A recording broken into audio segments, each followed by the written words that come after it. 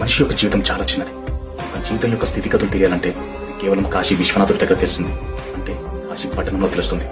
ఒకసారి ఒక మనిషి ఎవరైనా కానీ ఒక 5 రోజులు కానీ 9 రోజులు కానీ కాశీపట్నంలో ప్రయాణిస్తే మనిషి యొక్క జీవిత స్థితిగతులు అనేది మనకు కళ్ళకు కట్టినట్టుగా కనిపిస్తాయి. ఇదా జీవితం, ఇదా మనము, ఇది మనం ప్రయాణిస్తున్న జీవితం అనేది నీ జీవితంలో తెలియని గొప్ప గొప్ప విషయాలు తెలుస్తాయి. ఎందుకంటే కాశీపట్నం చాలా పవిత్రమైన స్థలము, అది శివుడికి చాలా ప్రీతికరమైన స్థలము, శివుడికి చాలా ఇష్టమైన స్థలము కాశీపట్టణము. అలాంటి కాశీపట్నంలో మనం ప్రయాణించినప్పుడు మన జీవితం ఏంటి, అసలు మనం మనిషిగా పుట్టినందుకు ఏం చేయాలి, ఏం సాధించాలి, దేనికోసం బ్రతకాలి, ఇవన్నీ నీ కళ్ళకు కట్టినట్టుగా పరమేశ్వరుడు నీ కళ్ళ ముందు చూపిస్తాడు.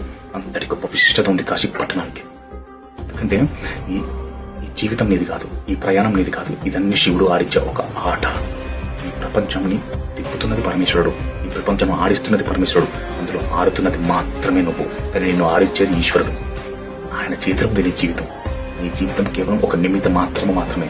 ఆడించేది, పాడించేది, నవ్వించేది, ఏడ్పించేది అన్ని సర్వేశ్వరుడే. ఇందులో ఎలాంటి సందేహం లేదు.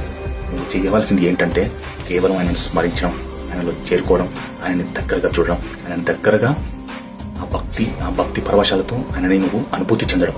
అది మాత్రమే ఈ యొక్క మనిషి జీవితంలో చాలా గొప్ప విషయం, చాలా ప్రాముఖ్యతమైన విషయం. అదొకటే. అది మాత్రమే ఈశ్వరునికి చాలా దగ్గరగా ఉండే మనకి ఒక దారి. అది నీ భక్తి. పరమేశ్వరుడికి మనస్ఫూర్తిగా నీ భక్తిని చూపెట్టు, ఆయన నీతోటే ఉంటాడు. హర హర మహాదేవ శంభో శంకర.